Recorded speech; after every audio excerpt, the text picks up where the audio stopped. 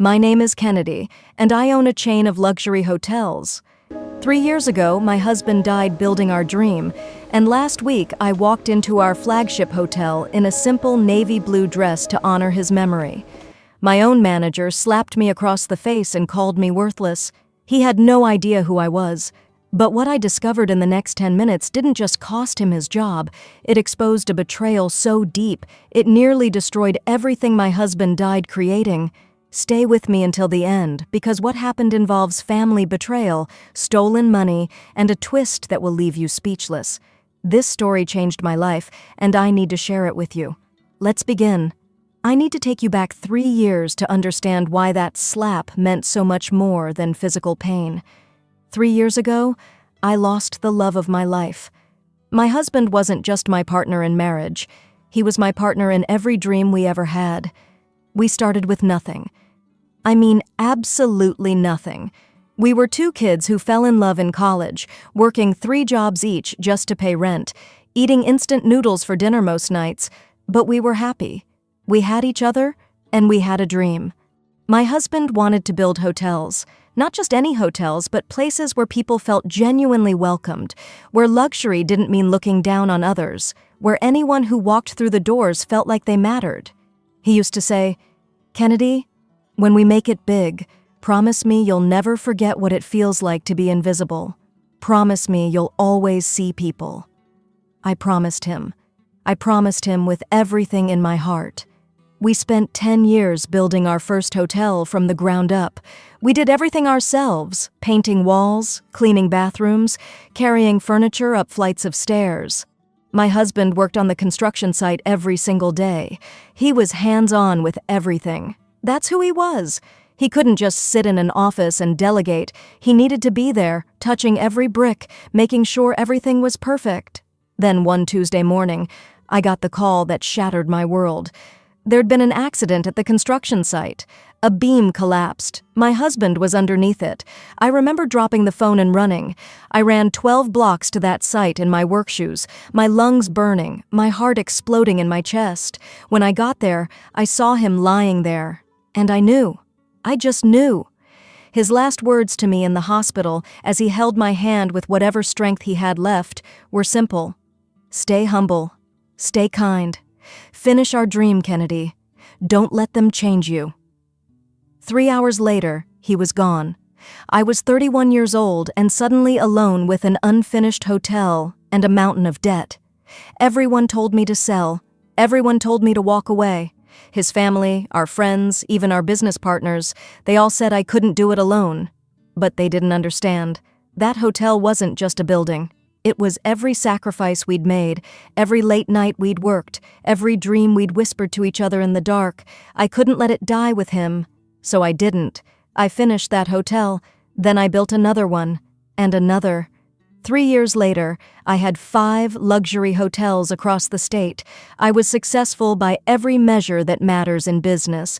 I was wealthy. I was respected in the industry. But inside, I was still that broken woman who'd lost everything that mattered. Success felt empty without him. I kept my promise to him, though. I stayed humble. I wore simple clothes. I drove a regular car. I lived in the same apartment we'd shared. And every year on the anniversary of his death, I wore navy blue, his favorite color on me. He used to say I looked like the ocean in navy blue, calm and deep and beautiful. That's what he'd say, and I'd laugh and kiss him and tell him he was ridiculous. God, I'd give anything to hear him say it one more time.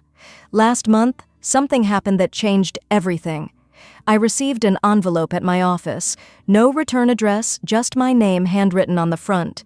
Inside was a single piece of paper with a typed message. "Your flagship hotel is stealing from you. Check the books, trust no one." That was it. No signature, no explanation, nothing. I'll be honest, my first instinct was to throw it away. I get weird mail sometimes. People who want money, people with complaints, people who think they know how to run my business better than I do. But something about this letter felt different. It felt urgent. It felt real. So I did what any CEO would do. I checked the financial reports for the flagship hotel. Everything looked normal. Revenue was steady, expenses were within range, profit margins were healthy. but the letter had said, "Trust no one," and that stuck with me. If someone was stealing, they'd be smart enough to make the books look clean. I needed to see things myself, not through reports and numbers, but with my own eyes. That's when I made the decision to go undercover. I chose the anniversary of my husband's death, exactly 3 years to the day. I woke up that morning and pulled out my navy blue dress, the simple one I'd worn to dinner with him dozens of times. No jewelry except my wedding ring, no makeup except a little mascara. I looked in the mirror and saw myself the way I used to be. Just Kennedy, not Kennedy the CEO, not Kennedy the wealthy hotel owner, just me. I took a regular taxi to the flagship hotel. I didn't call ahead. I didn't tell anyone I was coming. I wanted to see how my staff treated regular customers, people who walked in off the street looking for a room, people who didn't arrive in limousines or designer suits. I wanted to see if we were honoring my husband's vision, or if we'd become exactly what he never wanted us to be. When I arrived at the entrance, the doorman was standing there scrolling through his phone. I walked right up to the door, and he didn't even look up. He didn't open the door for me. I stood there for a moment waiting, and he just kept scrolling. So I opened it myself and walked into the lobby. The lobby was beautiful. Marble floors, crystal chandeliers, fresh flowers everywhere. My husband had designed this space. He'd chosen every detail. Standing there, I could almost feel him next to me, pointing out the architecture, explaining why he'd chosen that particular shade of cream for the walls. The memory hurt so much I had to close my eyes for a second. When I opened them, I saw the front desk. 2 receptionists were standing there, chatting with each other, laughing about something on one of their phones. I walked up and stood there, waiting to be acknowledged. They kept talking. I cleared my throat softly. Nothing. I waited for 5 full minutes, and they completely ignored me. Then a couple walked in behind me. Designer luggage, expensive clothes, the woman wearing sunglasses that probably cost more than most people's monthly rent. Immediately, both receptionists sprang into action. Big smiles, enthusiastic greetings, falling over themselves to help. I stepped aside and watched them get checked in with warm towels, complimentary champagne, personal escort to their room. When they left, I approached the desk again. One of the receptionists finally looked at me, and the expression on her face? I'll never forget it. Pure annoyance, like I was interrupting her day just by existing. She sighed and said, "Yes? What do you need?" I smiled politely and said, "Good morning. I'd like some information about your rooms, please." She looked me up and down slowly, her eyes taking in my simple navy blue dress, my lack of jewelry, my regular purse. Then she said, "Our rooms start at $500 per night. Can you afford that?" The words hit me like ice water. Not because I couldn't afford it, I owned the building, but because of how she said it. The contempt in her voice, the assumption that I was too poor to belong there. I thought about all the times my husband and I had been treated that way when we were struggling, when we'd walk into fancy places to dream about our future, and people would look at us like we were dirt. I kept my composure and said, "Yes, actually, I'd like to see information about your suite options." She actually laughed. She laughed right in my face and said, "We don't waste time on window shoppers. If you're not seriously booking, please step aside." That's when I noticed something that made my heart skip. She was wearing a designer watch. I recognized the brand because I'd looked at them myself once. That watch cost at least $8,000. I knew exactly what I paid my receptionists, and there was no way she could afford that watch on her salary. Not legitimately. My suspicion started growing. I said firmly, "I'd like to speak with your manager, please." The receptionist smirked and exchanged a look with her colleague. "Oh, you'll regret that," she said, picking up the phone. A few minutes later, a man walked out from the back office. Manager Andrew. I'd hired him myself 2 years ago. He'd had excellent references, an impressive resume, and he'd interviewed well. I'd trusted him to run my flagship property, the hotel that meant the most to me because my husband had designed it. Andrew walked up to the desk and looked at me the same way the receptionist had, with complete disgust. He was wearing an expensive suit, perfectly tailored, and his shoes alone probably cost $2,000. He crossed his arms and said, What's the problem here? I took a breath and said calmly, I'm interested in booking a suite, but I'm having difficulty getting information. He cut me off before I could finish. Look at yourself, he said, his voice dripping with disdain. You think you belong here? This is a 5-star hotel. Other guests in the lobby were starting to stare. Staff members were gathering nearby, and I could hear some of them snickering. My face burned with humiliation, but underneath the embarrassment, I was noticing everything. Andrew's watch, a Rolex, real, not fake. I knew watches. That was at least $30,000 on his wrist. I tried to keep my voice steady. I have money. I can pay for a room. Andrew stepped closer to me, invading my space, using his height to intimidate me.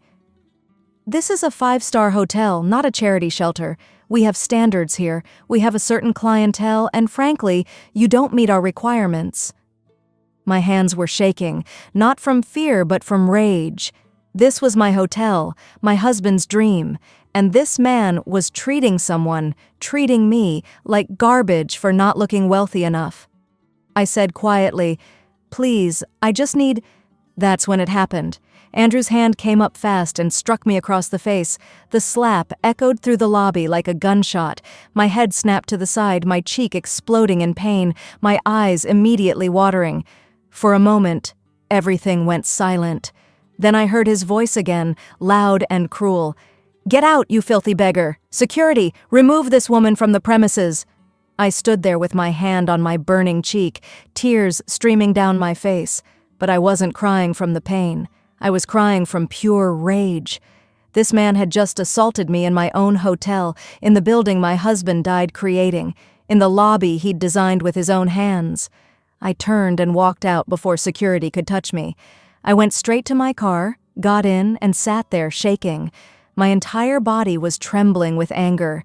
I looked at myself in the rearview mirror and saw the red mark blooming across my cheek. Then I made a decision. This ended today.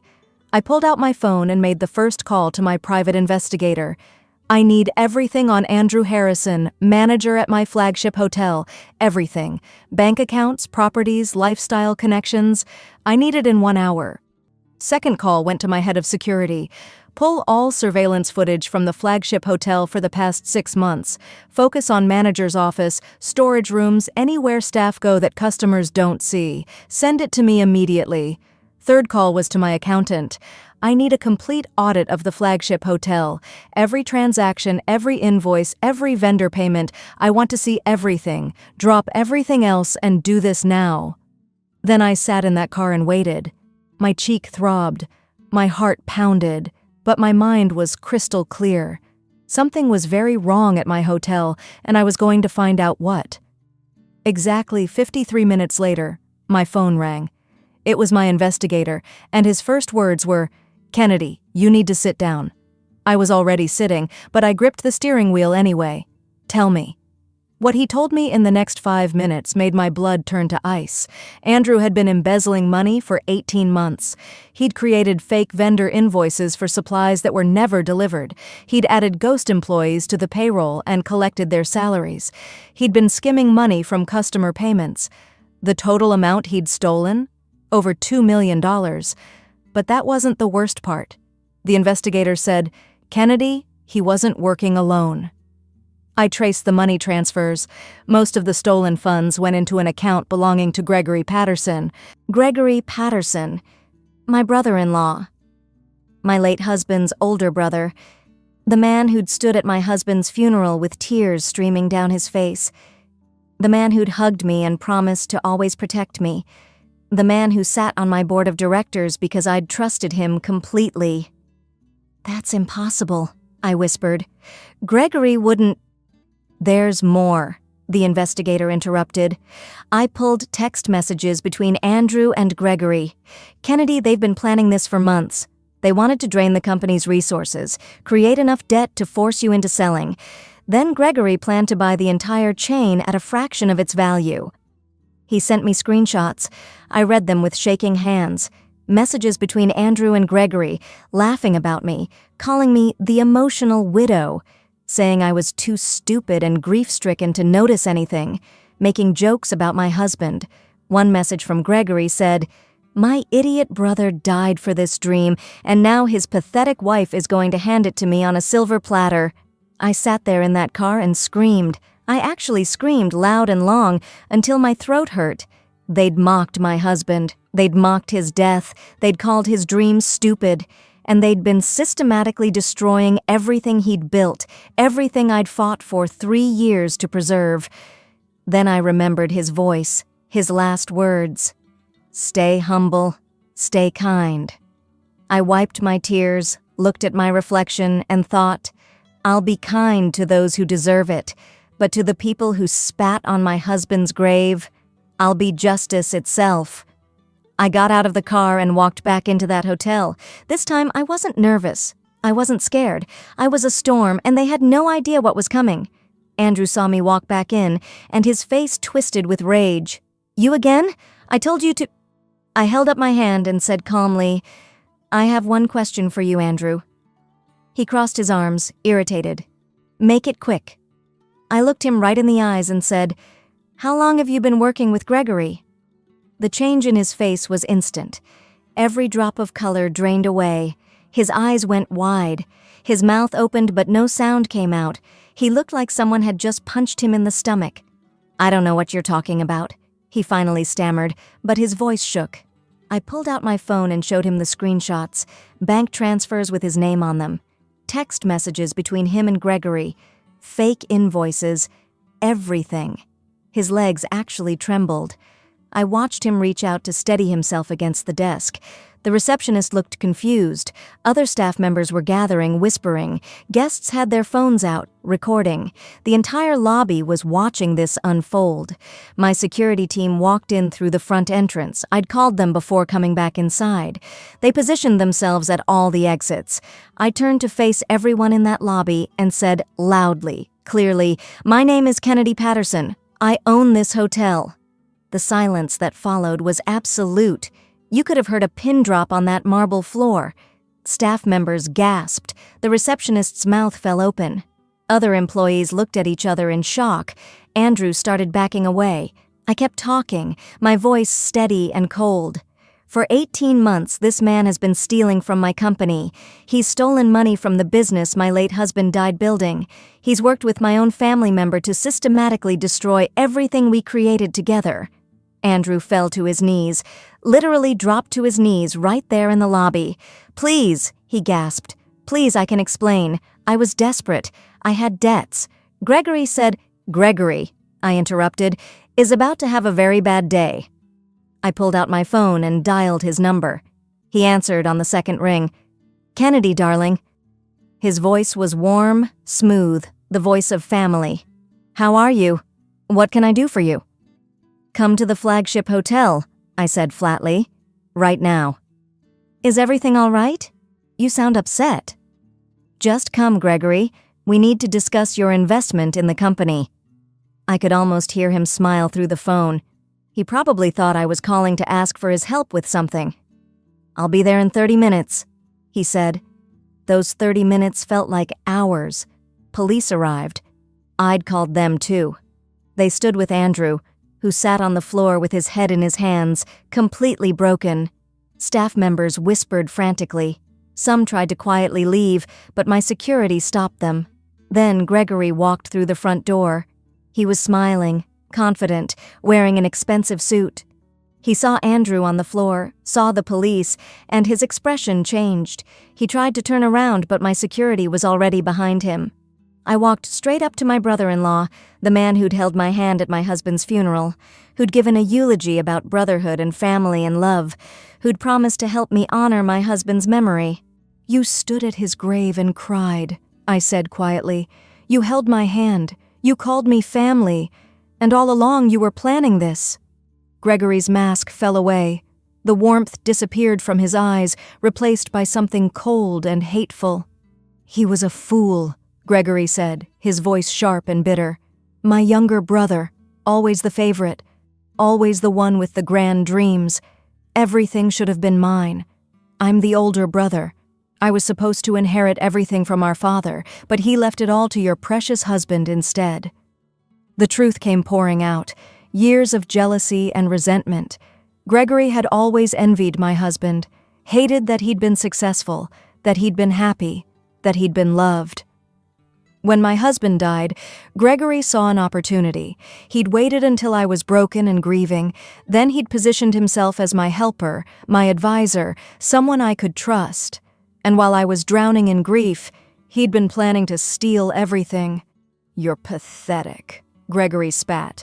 "Walking around in your cheap dresses, pretending to be humble, living in that sad little apartment like some kind of martyr.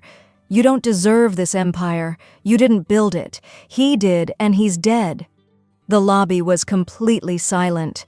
Everyone heard every word. I felt tears on my face again, but this time they weren't from rage. They were from grief, fresh and raw. Because hearing Gregory say those things, hearing him mock the man I loved, it was like losing my husband all over again. But I didn't break. I stood up straight, looked Gregory in the eyes and said, "You're right. He built this. And that's exactly why I'm going to protect it. Officers, he's all yours." Police arrested Gregory right there. Fraud, embezzlement, conspiracy. They put handcuffs on him while he screamed and threatened lawsuits and called me every name he could think of. I watched them take him away, this man who'd been family, and I felt nothing but emptiness. Then I turned to the assembled staff. 40 people stood there, all of them watching me. Some looked scared, some looked guilty, some looked defiant. "Everyone who knew about this and stayed silent," I said clearly, "you're fired. Everyone who treated customers the way I was treated today, you're fired. Everyone who enabled this culture where people are judged by their clothes and their appearance, you're fired. Clean out your lockers and leave." Some people cried, some begged, some admitted they'd suspected something was wrong but were too scared to speak up. I understood fear, but I didn't accept it as an excuse. Not for this. Not in my husband's hotel. I fired 40 people that day. Then I closed the hotel for 2 complete weeks. During those 2 weeks, I did something I should have done 3 years ago. I hired an entirely new staff, but this time I didn't hire based on fancy resumes or hotel experience. I hired people who understood struggle, people who'd been overlooked, judged, dismissed. I hired a former homeless man as my head doorman because he knew what it felt like to be invisible. I hired a single mother as my front desk manager because she knew what it felt like to be desperate. I hired people who had empathy carved into their souls by life itself. I trained them personally. Every single one of them. I told them my story. I told them about my husband, about our dreams, about what this hotel was supposed to represent. I told them that luxury isn't about excluding people. It's about making everyone feel like they matter. I cried in front of them. I laughed with them. I built a team based on respect and human dignity. 3 months later, something beautiful happened. The flagship hotel became the highest-rated hotel in the entire city.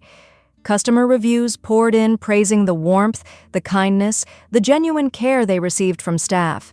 Revenue actually increased, but more than that, I'd see my employees smiling, actually smiling, happy to come to work, proud of what they were doing. I finally found out who sent that anonymous letter. It was a housekeeper named Maria. She'd worked at the hotel for 6 years. She'd seen Andrew's corruption but had been too afraid to speak up because she was undocumented and thought she'd be deported if she made trouble. She'd sent the letter anonymously because she couldn't stand watching the hotel, which she loved, being destroyed from inside. I called Maria into my office and told her I knew she'd sent the letter. She started crying, apologizing, begging me not to fire her. Instead, I promoted her to operations manager.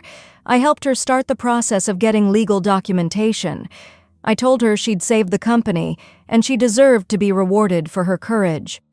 Today, 3 years and 1 month after my husband's death, I run 5 successful hotels. Gregory and Andrew are both in prison. I recovered most of the stolen money through legal proceedings.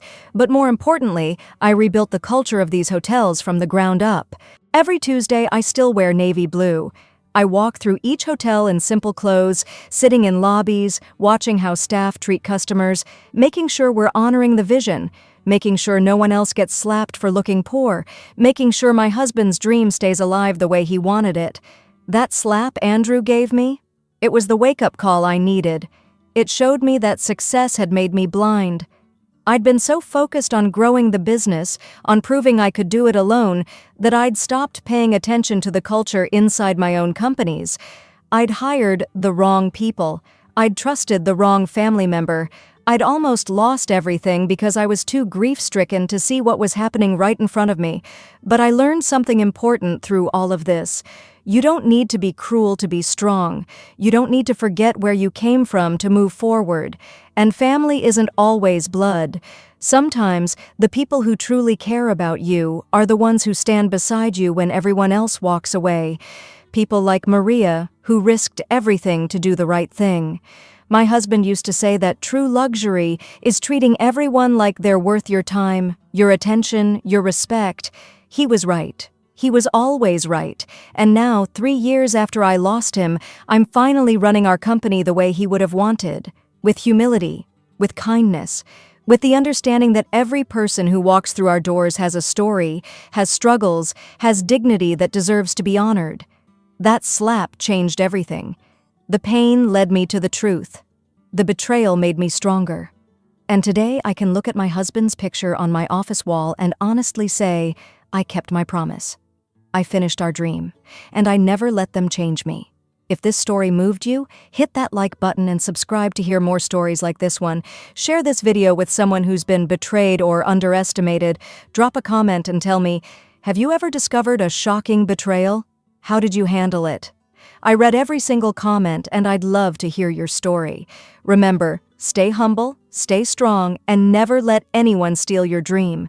Never judge people by how they look, because you never know who you're really talking to. Treat everyone with respect and dignity, because that's what separates us from the people who only care about appearances. Thank you for listening to my story. Thank you for being here. I'll see you in the next video.